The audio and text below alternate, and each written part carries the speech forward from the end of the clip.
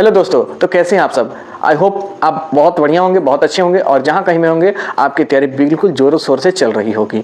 ये मैं आपके सामने लेके आया हूं नया टॉपिक। ये नया टॉपिक का नाम है क्वेश्चन टैग। मैं फिर से बता दूं, ये वीडियो उन दोस्तों के लिए काम आने वाला है जिनका सब्जेक्ट हो इंग्लिश और जिनका क्लास हो 9 to 12। बीपीएससी तैयारी 3 में जो पिछली बार रद्द हो गया था उसमें से क्वेश्चन टैग में से भी क्वेश्चन आए थे। तो चलिए उसका पहले कॉन्सेप्ट समझते हैं, कैसे कैसे उसका कॉन्सेप्ट है, कैसे बनाया जाता है, फिर देखेंगे उसमें से कॉमन एरर कैसे बनते हैं। तो चलिए शुरू करते हैं। एक सेंटेंस लिखा हो यहाँ पर, राधा इज गोइंग टू, मतलब एक बात बताइए, कभी आपने सुना है कि आप चल रहे हैं, है ना, मैं आ रहा हूँ ना, वो आ रहे हैं ना, मैं खाना खा रहा हूँ ना, मेरे पास एक गाड़ी है ना, है ना, ये है ना, जो है ना, मतलब सेंटेंस में देखिए मैं फिर से बता दूं, ये क्वेश्चन टैग खास तौर पे ये इसका इस्तेमाल स्पोकन फील्ड में होता है ज़्यादातर।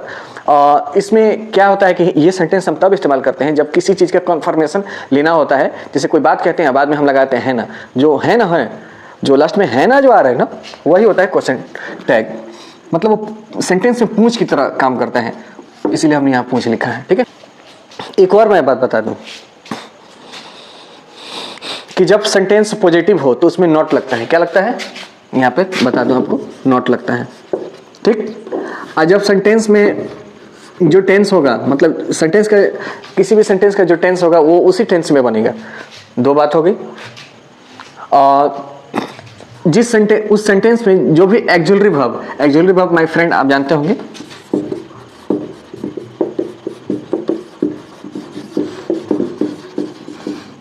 एक्सुलरी वर्ब जो लगा होगा वही लगेगा उसमें। पहली बात ये हो गया। किसी किसी सेंटेंस में एक्सुलरी वर्ब नहीं दिखाई देगा तो हम लोग को ढूंढ के निकालेंगे। जैसे कि डू डज दिखाई नहीं देता है जब सेंटेंस अफर्मेटिव में, मतलब बोले तो पॉजिटिव में जब होता है कोई भी सेंटेंस, तो डू डज दिखाई नहीं देते हैं, लेकिन जैसे ही इंट्रोगेटिव नेगेटिव बनाते हैं तो उसमें दिखाई देने लगता है। तो वो तो उसका, जैसे कि ही थिंक्स वो सोचता है, तो इसका हम इंट्रोगेटिव बनाएंगे, नेगेटिव बनाएंगे, तो he does not think, does he think बनाएंगे ना, डज आ गया ना। तो दोस्तों मैं बता रहा था आपको कि एक तो सेंटेंस में अगर पॉजिटिव रहे तो उसमें नॉट लगा देंगे, नेगेटिव कर देंगे। ये बात मैंने पूरा चीज यहाँ पे लिखा भी है, तो चलिए समझते हैं। तो मतलब यहाँ पे देखिए, Radha is going to school isn't she, Radha is going to school isn't she, यहाँ पे कोमा है, इजंट सी, राधा स्कूल जा रही है ना, सेंटेंस ये है। इसका हिंदी क्या निकलेगा, राधा स्कूल जा रही है ना। तो देखिए राधा यहाँ पर लड़की है, तो इसका हमने यहाँ पे मैं नोट लगा रखा हूँ कि क्या क्या रहता है। तो यहाँ पर राधा का प्रोनाउन क्या होगा, सी होगा। ठीक, यहाँ पे इज है और ये सेंटेंस जो है पॉजिटिव में है, इसीलिए नॉट लग गया है। ठीक है ना। एक होता है कॉन्ट्रैक्टेड फॉर्म। आप माय डियर फ्रेंड, आपको अगर आप थोड़ी सी भी जानकारी रखते होंगे ग्रामर का तो आप कॉन्ट्रैक्टेड फॉर्म समझते हो। हेल्पिंग वर्ब और नॉट को, या फिर सब्जेक्ट और हेल्पिंग वर्ब को भी कॉन्ट्रैक्टेड फॉर्म में लिखते हैं। ठीक है ना, तो उसको हम कॉन्ट्रैक्टेड फॉर्म में लिखेंगे, जैसे कि इज इजेंट से लिखे हैं। ठीक है ना, पहले तो समझेंगे सी कहाँ से है। सी यहाँ से है, राधा है, लड़की है, तो लड़की के लिए प्रोनाउन क्या होगा, सी होगा। इसमें ऑलरेडी इज है तो ई इज नॉट, मतलब यहाँ पे इज लिखा है और नॉट लिखा है। ठीक है, लेकिन अलग अलग लिखेंगे तो ये हो जाएगा गलत। कभी भी क्वेश्चन टैग में कॉन्ट्रैक्टेड फॉर्म में लिखा जाता है, तो एजेंट सी हो गया और क्वेश्चन मार्क रहेगा ही रहेगा। और नॉट इसलिए आया क्योंकि ये सेंटेंस पॉजिटिव में है। ठीक है ना, पर नोट दिया हुआ है, इसको समझेंगे कि कैसे कैसे इसका कॉन्सेप्ट क्या है, इसका रूल्स क्या है, उसको समझेंगे पहले और उसके बाद हम लोग एग्जाम्पल के थ्रू समझेंगे भी। सेंटेंस कह रहे कि सेंटेंस और क्वेश्चन टैग का जो भी टेंस होता है, मतलब जो भी टेंस रहेगा वो सेम रहेगा, यानी सेंटेंस का जो टेंस रहेगा वो भी क्वेश्चन टैग का ही टेंस रहेगा। ठीक है ना, यानी टेंस आप समझ लीजिए टेंस चेंज नहीं होगा, यानी कि जो टेंस रहेगा सेंटेंस का, क्वेश्चन टैग का भी वही सेंटेंस रहेगा। ठीक, यहाँ पे लिखा है क्वेश्चन टैग में होता क्या है, तो हेल्पिंग वर्ब प्लस प्रोनाउन। ठीक है ना, यहाँ पर एक और लिखा जा सकता है कि plus question mark is equal to, मतलब कभी कोई कहे कि क्वेश्चन टैग में क्या क्या होता है, तो आप कहिएगा एक तो हेल्पिंग वर्ब होता है, ठीक, जिसको एक्सुलरी वर्ब भी कहा जाता है। ठीक है ना, और उसके बाद प्रोनाउन होता है। उस सेंटेंस में कुछ ना कुछ नाउन होगा, चाहे खुद ना खुद, या तो प्रोनाउन खुद ही होगा जो प्रत्यक्ष रूप से दिखाई दे रहा होगा, या फिर कोई नाउन होगा तो नाउन का प्रोनाउन तो होता है ना, नाउन का तो प्रोनाउन बनेगा। जैसे कि राम और श्याम आ रहे थे, है ना, तो उनका उसका प्रोनाउन क्या होगा, दे होगा, क्योंकि एक से ज्यादा लोग हैं। चलिए ये हो गया helping verb plus pronoun plus question mark is equal to question tag. यानी क्वेश्चन टैग में क्या होता है, तो ये तीन चीज होता है, हेल्पिंग वर्ब होता है, प्रोनाउन होता है और क्वेश्चन मार्क होता है, तो क्वेश्चन टैग बनता है। ठीक है ना, यहाँ पे लिखा गया है कुछ क्राइटेरिया कि अगर सेंटेंस मतलब सेंटेंस जैसे रहेगा तो क्वेश्चन टैग कैसा रहेगा उसके हिसाब से यहाँ पे लिखा है। अगर सेंटेंस पॉजिटिव है तो उसका क्वेश्चन टैग क्या होगा, नेगेटिव होगा। अगर सेंटेंस नेगेटिव है तो उसका क्वेश्चन टैग पॉजिटिव होगा। ठीक, एक और बहुत ही शानदार बात, वही जो कॉन्ट्रैक्टेड फॉर्म में बता रहा था वो बात यहाँ पे हमने लिखा है। क्वेश्चन टैग आप नेगेटिव में लिख रहे हैं, ठीक है ना, नेगेटिव में लिख रहे हैं तो हमेशा कॉन्ट्रैक्टेड फॉर्म में होगा। किस फॉर्म में होगा भाई, कॉन्ट्रैक्टेड फॉर्म में होगा। जैसे कि इज और नॉट, तो इज नॉट को इजंट लिखेंगे, आर नॉट को आरंट लिखेंगे, हैज, सॉरी यहाँ पे नॉट छूट गया है, हैज नॉट का हैजेंट लिखेंगे। आप ये इसका इस्तेमाल किए भी होंगे, ऐसी बात नहीं है, कुछ नया नहीं है। शायद ये डू नॉट नहीं दिखाई दे रहा होगा लेकिन उसके ऊपर डज नॉट है वो दिखाई दे रहा होगा। ये कि डज और नॉट, डज नॉट को क्या डजेंट लिख सकते हैं शॉर्ट फॉर्म में, है ना। देखिए आप फुल फॉर्म में भी लिख सकते हैं, शॉर्ट फॉर्म में भी लिख सकते हैं। मैंने सेंटेंस का हम बात कर रहे हैं, लेकिन क्वेश्चन टैग में कॉन्ट्रैक्टेड फॉर्म में लिखा जाता है कभी भी। अगर फुल फॉर्म में लिखेगा, पूरा उसका पूरा रूप लिखेगा तो गलत हो जाएगा। कॉन्ट्रैक्टेड फॉर्म में ही लिखना है। जैसे डज नॉट का क्या लिखेंगे, डजेंट लिखेंगे, और डू नॉट का क्या लिखेंगे, डोंट लिखेंगे। ठीक, तो ये हो गया क्वेश्चन टैग का कुछ कॉन्सेप्ट, कुछ रूल्स। तो चलिए दोस्तों कुछ एग्जांपल के थ्रू समझते हैं कि आखिर क्वेश्चन टैग बनाते कैसे हैं। यहाँ पे लिखा है ही वर्क्स हार्ड, वो कड़ी मेहनत करता है, तो इसको क्वेश्चन टैग में बनाना है। वो कड़ी मेहनत करता है ना, अगर ऐसे बनाना है तो देखिए यहाँ वर्क्स है, वर्क्स का मतलब यहाँ पे वर्क्स क्या है आप सोच के देखिए, V5 है ना, V5 है। इंट्रोगेटिव या फिर नेगेटिव बनाते तो इसमें क्या लगता है, डज लगता ना माय डियर फ्रेंड, यानी डज छुपा हुआ है इसमें, तो यहाँ पे वही लगाएंगे ही वर्क्स हार्ड। तो क्वेश्चन टैग का नियम क्या था कि हम लगाएंगे हेल्पिंग वर्ब प्लस प्रोनाउन, ठीक है ना, और क्वेश्चन मार्क रहेगा, यही तो रहेगा। तो हम यहाँ भी वही लगाने की कोशिश करेंगे। हेल्पिंग वर्ब इसमें क्या है, डज है, तो डज लगाएंगे। ठीक, डज लगा दिए। और फिर ये सेंटेंस पॉजिटिव में है तो यहाँ पे हम नेगेटिव में करेंगे। ठीक, डज नॉट करेंगे और कॉन्ट्रैक्टेड फॉर्म में लिखेंगे। हमने बताया था डज नॉट नहीं लिखेंगे, डजेंट लिखेंगे। और ये ही तो ऑलरेडी प्रोनाउन है तो प्रोनाउन को प्रोनाउन उठा के यहाँ रख देंगे, डजेंट ही। ठीक, ये बन गया। आई होप आप समझे होंगे कि कैसे बना है। चलिए दूसरों को भी देखते हैं। देखिए दे है तो ऑलरेडी प्रोनाउन है और इसमें ऑलरेडी हेल्पिंग वर्ब है, तो हमें इसमें ज़्यादा सोचने की जरूरत नहीं है। इसमें नॉट भी है, तो नॉट है तो अगर सेंटेंस नेगेटिव हो तो क्वेश्चन टैग पॉजिटिव होगा, यानी कि इसमें नॉट नहीं लगेगा। तो देखिए पहले हेल्पिंग वर्ब उठाएंगे, यहाँ भी तो हेल्पिंग वर्ब उठाए थे, डू और उसके बाद दे लगा देंगे, डू डे हो गया। चलिए ऐसे तीसरा भी समझते हैं।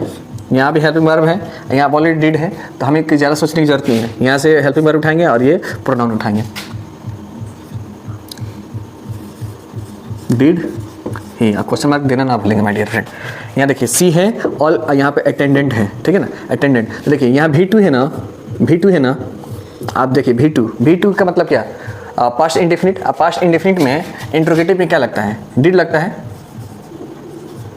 सोच के देखिए, अगर हमको इसको इंट्रोगेटिव या नेगेटिव बनाना होता तो ऐसे करते ना, हम डिड लगाते ना, तो यहाँ पे डिड छुपा हुआ है। आप सोच के देखिए, तो डिड जो छुपा हुआ है हेल्पिंग वर्ब उसको खोज के निकालेंगे, आई डिड सी। देखिए यहाँ पॉजिटिव है तो क्या लगा देंगे, डिडंट कर देंगे, डिडंट सी। ठीक, Ram is coming with us. देखिए राम कोई लड़का का नाम है, लड़का का मतलब ही हुआ और यहाँ पे ऑलरेडी एक्सिलरी वर्ब है, तो इजंट मतलब इज नॉट इजंट ही। ठीक हो गया।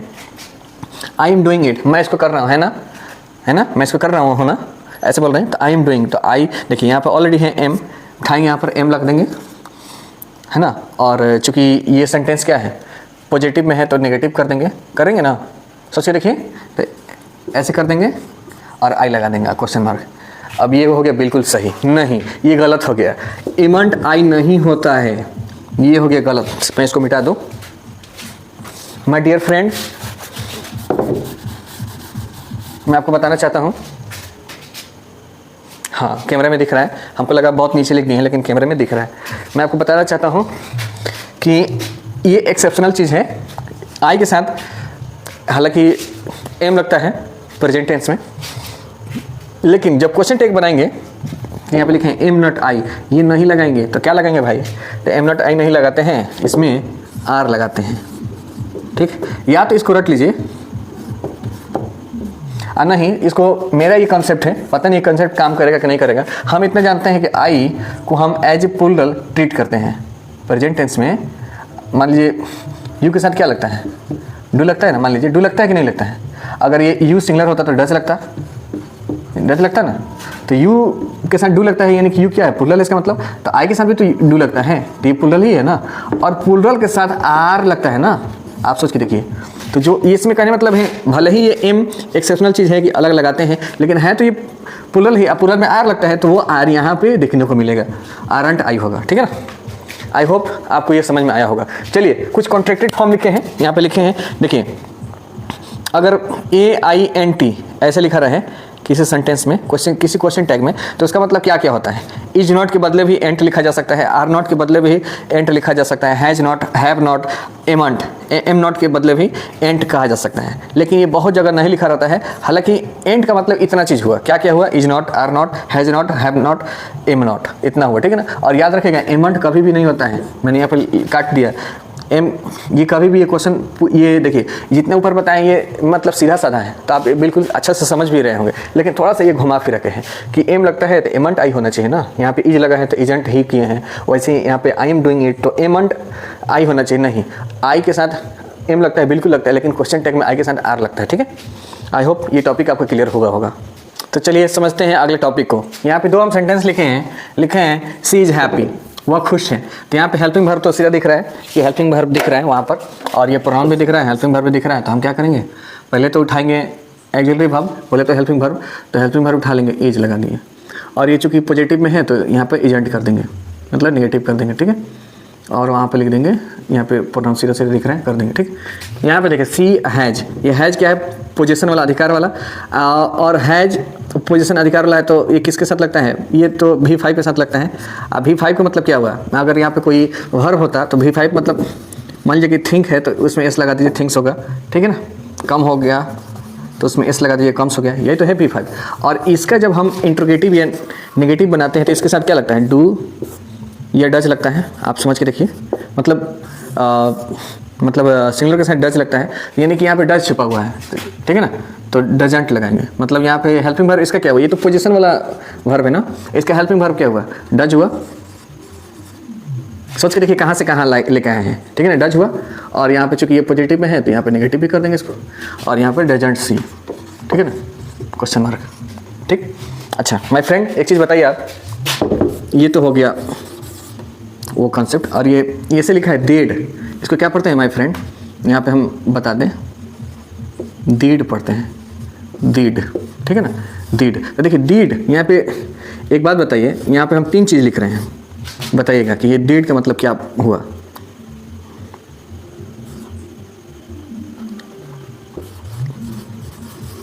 वुड, क्योंकि लास्ट में डी है तो ये दे वुड भी हो सकता है, अगर इसका फुल फॉर्म तोड़ के देखा जाए तो, ठीक है ना। यहाँ पे डीड भी हो सकता है, क्या कि इसमें भी डी है लास्ट में, और यहाँ पे हैड भी हो सकता है, क्या कि इसमें भी डी है लास्ट में।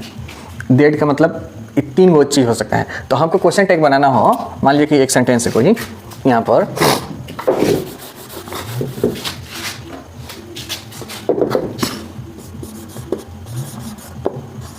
ऐसे लिखा है, they did gone to the